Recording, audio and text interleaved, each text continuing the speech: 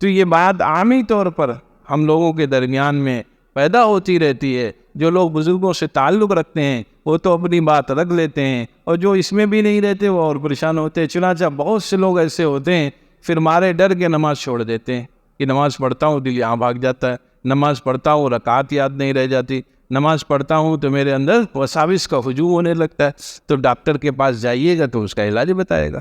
جیسے جسمانی ڈاکٹر ہے ویسے روحانی ڈاکٹر ہوتے ہیں. جیسے بخار کی دوا لی جاتی ہے, سردی کی دوا لی جاتی ہے, بدن درد کی دوا لی جاتی ہے, ویسے ہی جب نماز میں دل نہ لگے, جب تلاوت میں دل نہ لگے, جب عبادت میں دل نہ لگے, جب شریعت پر چلنے میں دل نہ لگے, تو اب روحانی ڈاکٹر موجود ہے. یہ علماء ہیں, اہل اللہ ہے, بزرگوں کے صحبت یافتہ جو لوگ ہیں ان کے پاس آپ جائیے گا تو وہ دوا آپ کی تجویز کر دیں گے, متعین کر دیں گے.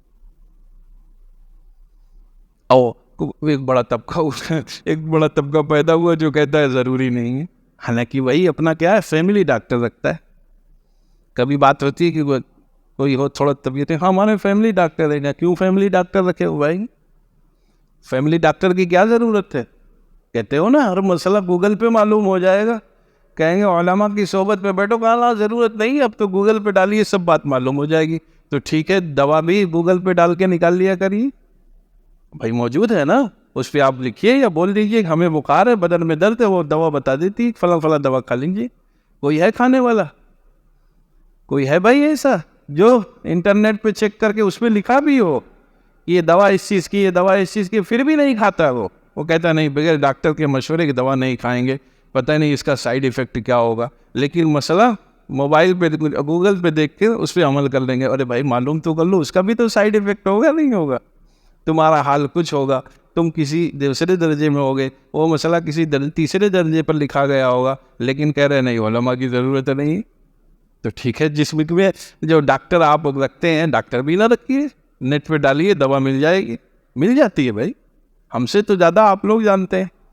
اس پہ لکھیے تو ہر چیز نہ بتاتی ہے, اس کی دوا یہ, اس کی دوا ہے, دوا پوچھ کر کے دیکھ لیجیے. ہم یہ بات ان لوگوں سے کہتے ہیں جو کہتے ہیں نہیں علماء کی صحبت کی ضرورت نہیں ہے, مفتیان اعظام سے مسئلہ معلوم کرنے کی ضرورت نہیں ہے, ہم قرآن خود پڑھ لیں گے, مسئلہ کچھ سمجھ لیں گے, مسئلہ خود بتا لیں گے. تو بھائی ایسے اگر ہوگا تو اپنی کتاب لے آؤ بازار سے, اس میں کتاب موجود ہے جس میں لکھا ہوا آپریشن کیسے کرتے ہیں, کتاب میں لکھا ہوا جراحت کیسے کی جائے گی, کتاب میں لکھا ہوا کہ آپریشن کرنے کا طریقہ کیا ہے, کتاب لے آؤ. آپ کے گھر میں آپ کے والد صاحب بیمار ہوں, آپ کے گھر میں کوئی جو ہے ایسی بیماری ہے, مثال کے طور پر پتھری کا آپریشن کرنا ہے, کتاب لے آؤ, اور جا کر بازار سے چھری چاقو لے آؤ اور لٹاؤ اپنے بھائی اور دادا گھر والوں کو جس کو بیماری لگی ہو, اور کہو کہ نہیں کتاب دیکھ کر ہم آپریشن کر دیں گے. تب بات ہم سمجھے کہ ہاں اپنے قول میں آپ سچے. وہاں تو ماہر تلاشا جائے گا, وہ بھی کون سا ماہر, کہیں گے سرجن وہ لے آؤ جو 15-20 سال جس کا تجربہ ہو. اس کا تو ہاتھ کانپ رہا ہوگا بھائی, اس کی کیا ضرورت ہے, نئے کو لے آؤ, نیا جو فارغ ہو کے آ رہا ہے انڈر ٹریننگ اس کو لاؤ, اس سے آپریشن کراؤ. نہ اس سے نہیں. بمبئی چلیں گے, وہاں 30 سال سے ایک صاحب بہت پرانے سرجن ہیں. تو یہ دوہرا معیار کیوں دوہرا معیار, دو طریقے پر زندگی کیوں گزاری؟ دنیا کے سلسلے میں ہر بات سمجھ میں آ رہی, اور اپنی شریعت کے سلسلے میں, آخرت کے سلسلے میں باتیں سمجھ میں آ رہی. کہہ رہے امام صاحب کی ضرورت نہیں, مولانا صاحب کی ضرورت نہیں. میں یہ ان لوگوں سے بات کہتا ہوں جن کو نہیں سمجھ میں آ رہی. بھائی دوہرا معیار پھر نہ اختیار کرو.